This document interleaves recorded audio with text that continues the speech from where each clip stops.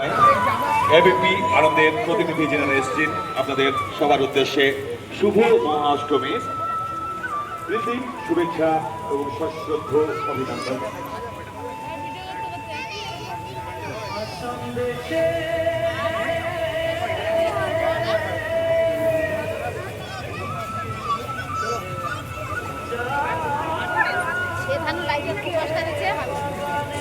শুরু করেছিলেন এই শীষ মহল, যা শেষ হতে সময় লেগেছে 127 বছর, যেটা উনি দেখে যেতে পারেননি।